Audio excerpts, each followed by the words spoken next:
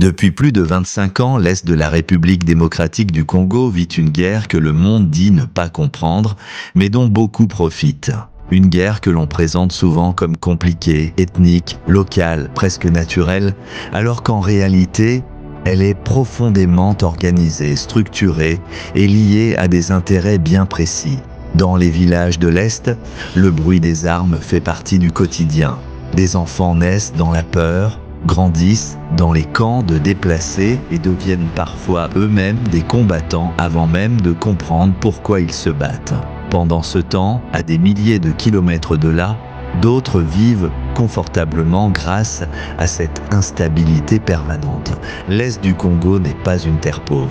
C'est même l'une des régions les plus riches du monde en ressources naturelles. Sous son sol se trouvent le coltan, le cobalt, l'or, l'étain et d'autres minerais stratégiques indispensables au fonctionnement du monde moderne. Chaque téléphone portable, chaque ordinateur, chaque batterie de voiture électrique porte, d'une manière ou d'une autre, une trace de cette terre meurtrie. Mais pour que ces minerais arrivent sur les marchés internationaux à des prix très bas, il faut une condition essentielle. Que le Congo reste faible, instable, divisé. Un pays en paix contrôle ses ressources, négocie ses contrats et impose ses conditions. Un pays en guerre subie vend dans l'urgence et perd sa souveraineté. Les groupes armés que l'on voit à l'est du Congo ne sont que la partie visible de l'iceberg.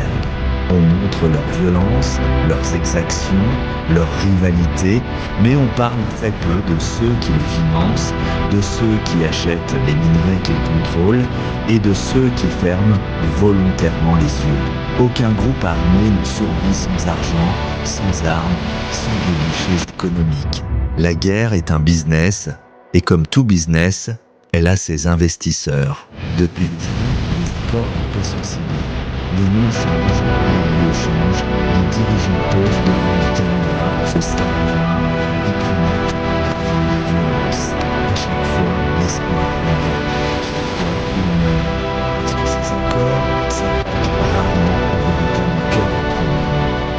De désarmement, d'intégration, de partage du pouvoir, nous n'évitons soigneusement de parler des réseaux économiques internationaux, des circuits de contrebande et des intérêts étrangers. Les puissances occidentales, officiellement, condamnent la guerre. Elles financent l'aide humanitaire, publient des communiqués et appellent à la stabilité. Mais dans les faits, leurs entreprises bénéficient largement des ressources congolaises. Le système mondial fonctionne grâce à ces minerais stratégiques et le Congo en est un fournisseur clé, souvent dans des conditions opaques. Une paix totale et souveraine du Congo obligerait à revoir beaucoup de contrats, beaucoup de privilèges, beaucoup d'avantages économiques. Les États-Unis, comme d'autres grandes puissances, ne font pas exception. Sous l'administration de Donald Trump, comme sous celles qui l'ont précédé ou suivi, la politique étrangère américaine est restée guidée par les intérêts stratégiques. Sécuriser l'accès aux ressources, contenir l'influence d'autres puissances mondiales, maintenir un équilibre favorable. En géopolitique, il n'y a ni amis éternels, ni ennemis permanents. Il n'y a que des intérêts. Alors posons la question que beaucoup évitent.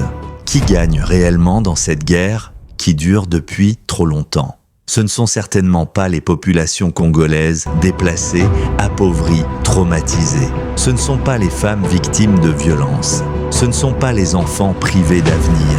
Les véritables gagnants sont ceux qui exploitent le chaos, ceux qui achètent à bas prix, ceux qui transforment le sang en profit. Pourtant, quelque chose est en train de changer. Le peuple congolais commence à comprendre. La diaspora parle de plus en plus fort, les réseaux sociaux brisent le silence que les médias traditionnels ont longtemps entretenu. L'information circule et avec elle la conscience. Un peuple informé devient dangereux pour les systèmes d'exploitation.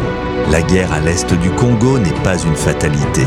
Elle est le résultat de choix politiques, économiques et géopolitiques. Et ce qui a été construit par l'homme peut être démantelé par l'homme. Le jour où la vérité circulera plus vite que la peur, le jour où le peuple exigera des comptes, le jour où le Congo parlera d'une seule voix, cette guerre cessera d'être rentable.